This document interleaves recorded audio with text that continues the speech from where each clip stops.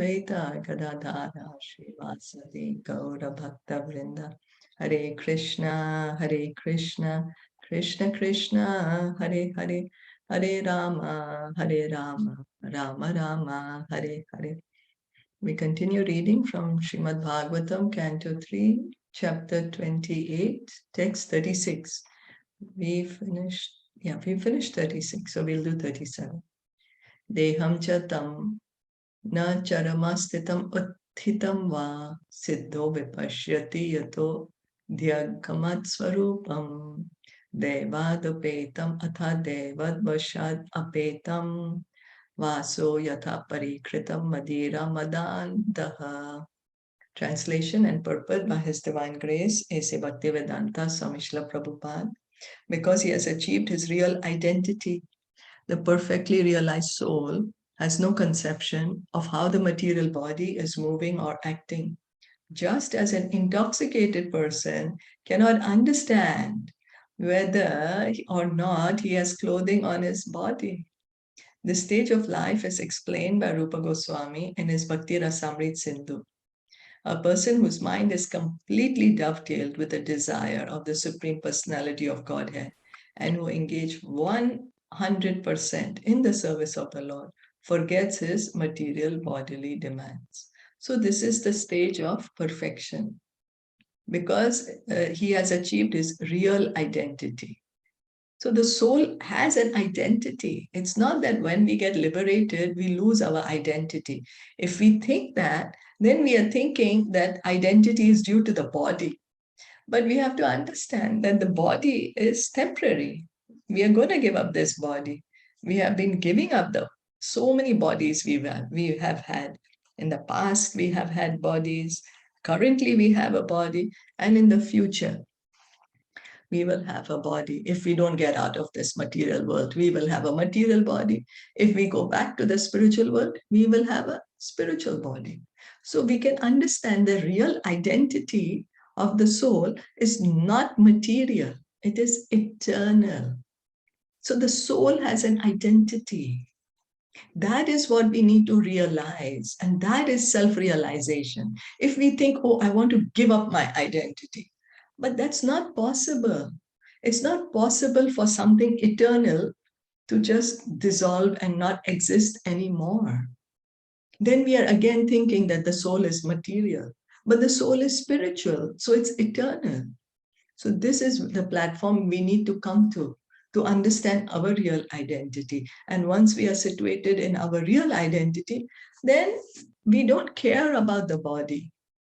Don't care, because the soul is once we understand our relationship with God, then automatically we are not attached to the body anymore.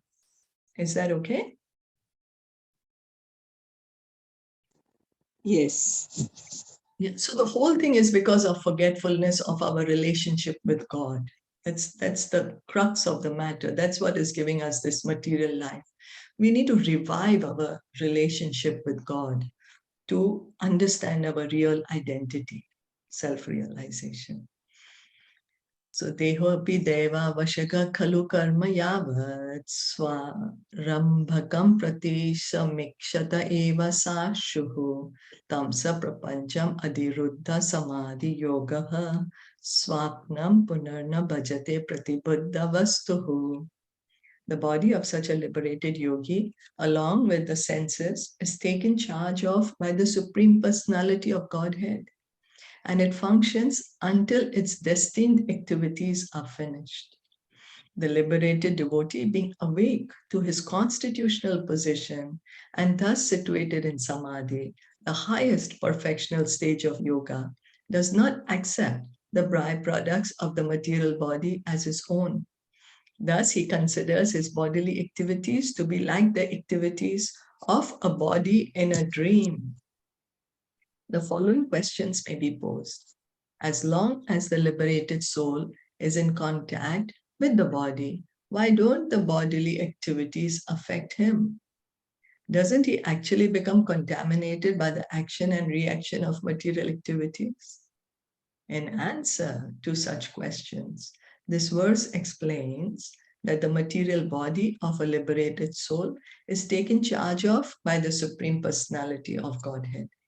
It is not acting due to the living force of the living entity. It is simply acting as a reaction to past activities. So a liberated soul, a Jivan Mukta, although he is inside the body, he is not at all concerned about the activities of his body. He's not concerned at all because he's totally situated in his relationship with God. So God is personally taking care of his body and bodily necessities. He's not under the modes of nature. You see, we are acting under the laws of modes of nature, but liberated. Liberated means what? Liberated from what? The modes of nature. Once the soul realizes his relationship with God, he's no more in the clutches of the modes of nature. And at that time, the Supreme Lord is personally taking care of him. Personally. So even after being switched off, an electric fan moves for some time. That movement is not due to the electric current, but is a continuation of the last movement.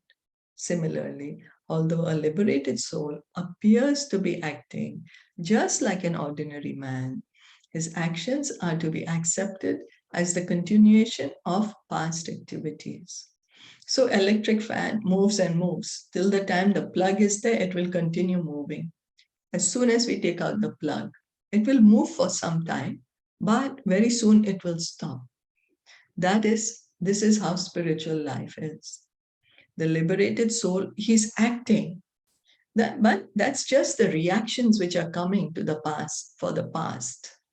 But he's not going to get any more reactions. He's not creating any more new karma. He's just finishing off the last bit of karma, which that is also being completely under the supervision of God himself, of Krishna himself.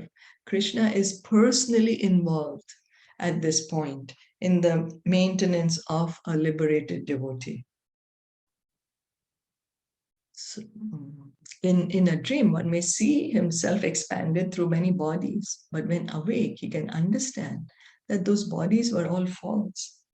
So dreams, when we dream, sometimes we have vague dreams, we are in different situations, we are in different countries, we are in different bodies. But when we wake up, we are like, oh, okay, that was just a dream. We don't bother about it anymore. Similarly, although a liberated soul has the byproducts of the body, children, wife, house, etc., he does not identify himself with those bodily expansions. He knows that they are all products of the material dream. The gross body is made of the gross elements of matter, and the subtle body is made of mind, intelligence, ego, and contaminated consciousness. So the soul, he's already liberated. He's understood, I'm not the body. I'm the soul, eternal part and parcel of Krishna. So he understands, I have nothing to do with the body. And all the relatives are just related to the body, nothing to do with the soul. He knows it's just a matter of time that he's going to leave this body and he's going to go back to the spiritual world.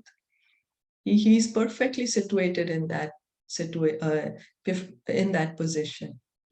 If one can accept the subtle body of a dream as false and not identify oneself with that body, then certainly an awake person need not identify with the gross body. So we may say, how can it happen? How can it happen? Well, when we are dreaming, inside, till the time we are dreaming, it's also real. It's also real till the time we are dreaming. But when we wake up, we say, it was just a dream. We forget, we are not attached to it, we let it go.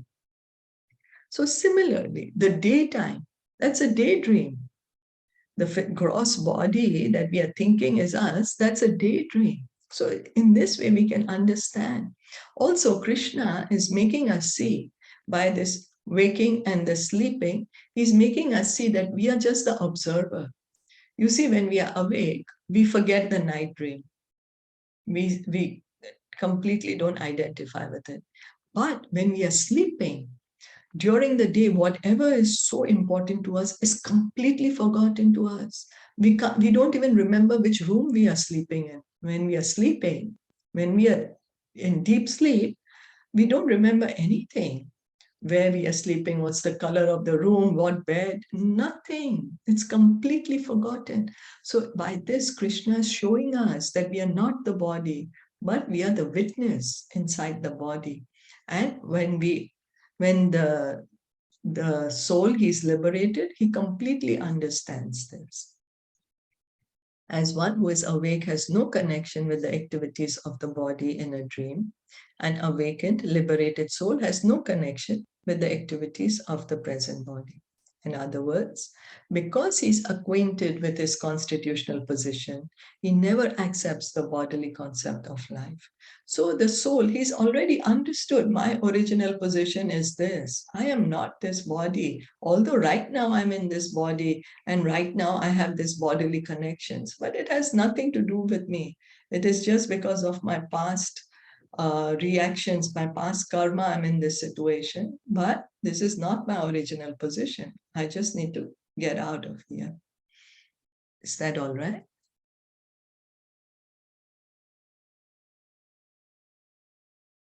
Yes, yes. Are there any questions or comments on this?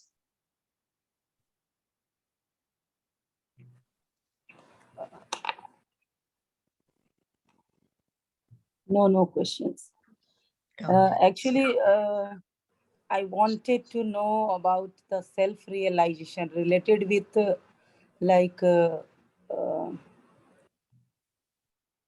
my daughter yesterday. She asked me, what is self-realization in the manner of devotion or in a spiritual world? What you say self-realization, not in normal life.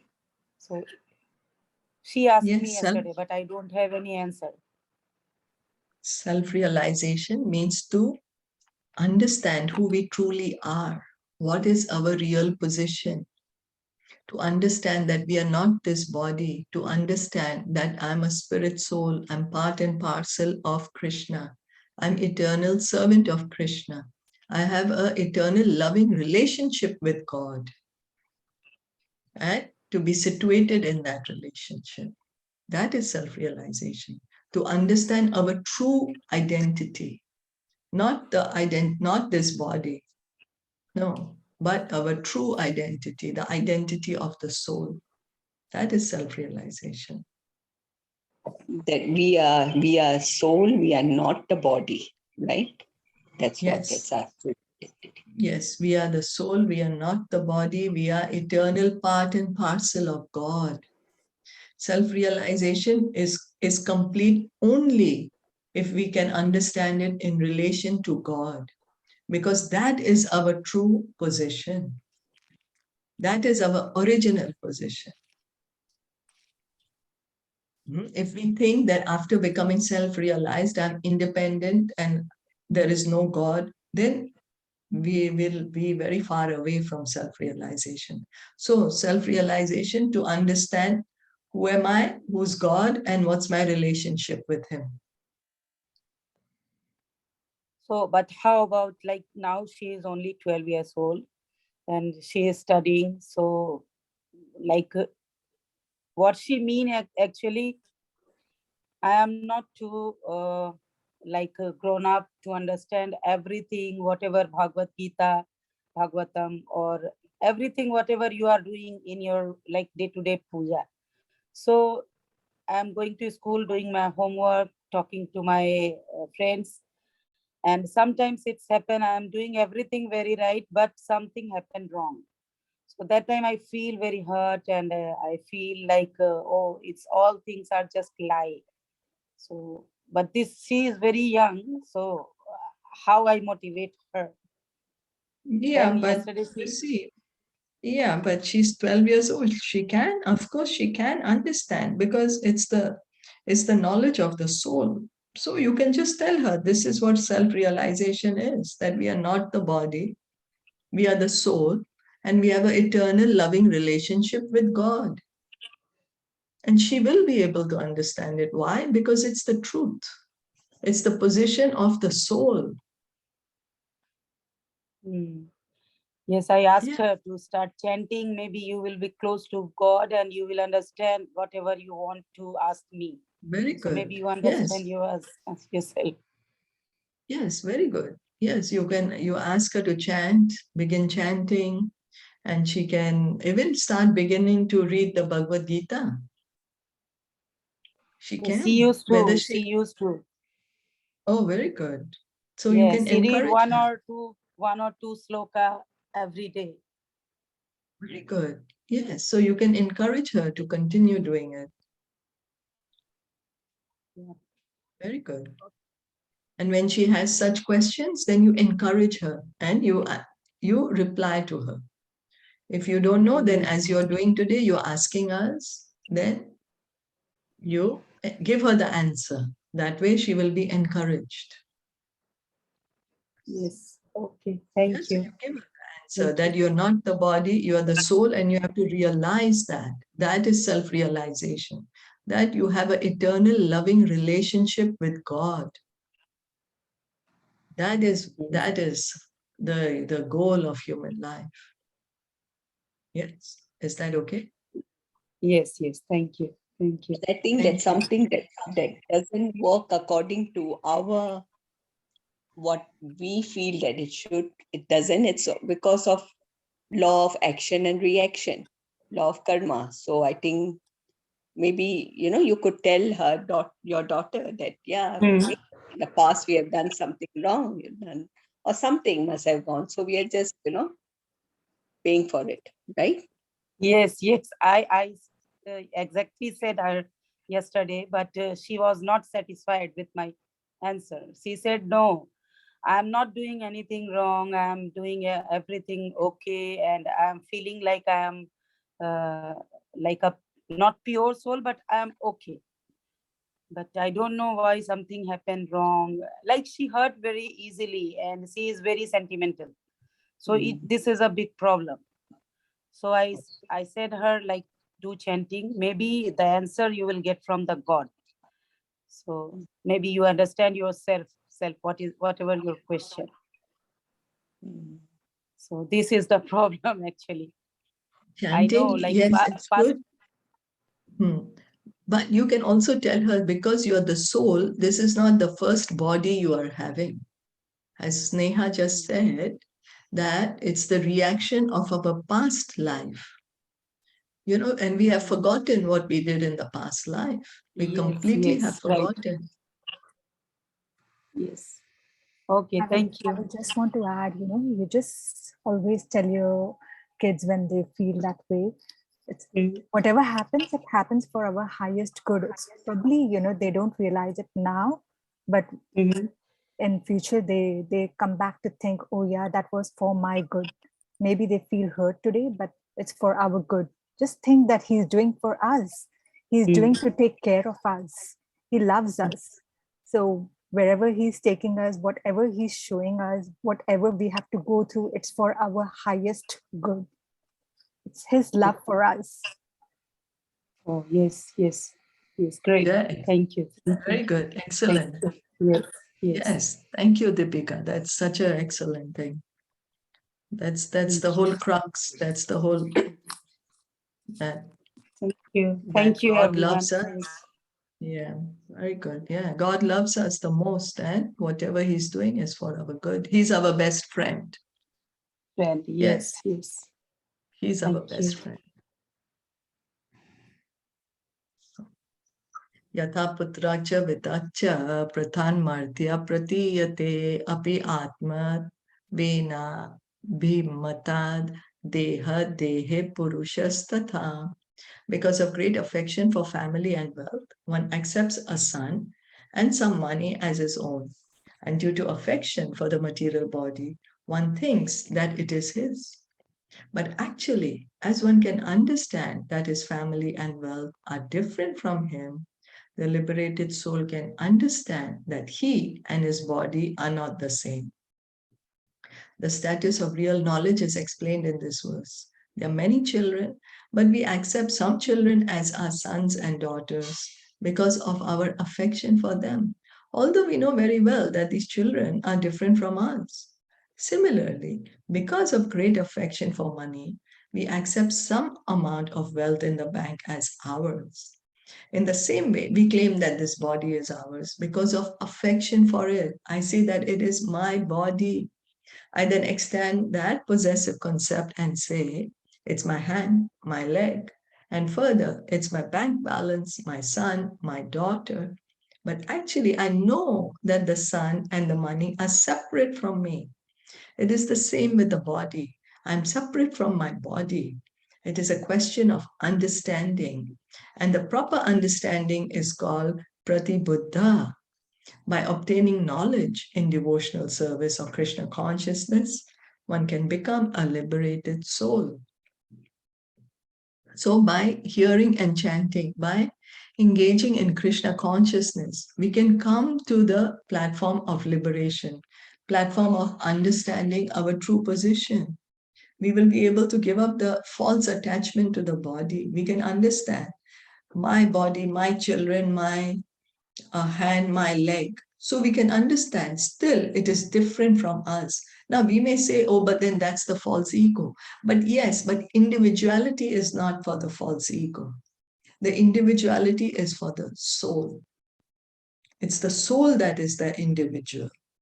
False ego is just a material element, you know. So if we try to understand logically, we can understand that, yes, I am separate from the body, but we forget it because of our deep, deep attachment to the body. We are so attached to the body that we forget that we are not the body. As we are so attached to our children, so we want to do everything for them. Similarly, we are so attached to this body, then we are thinking that we are the body. The same attachment, we have to transfer it to Krishna. And that will help us to be situated on our true platform, help us to revive our original love for God, which is there in everyone's heart. Is that all right?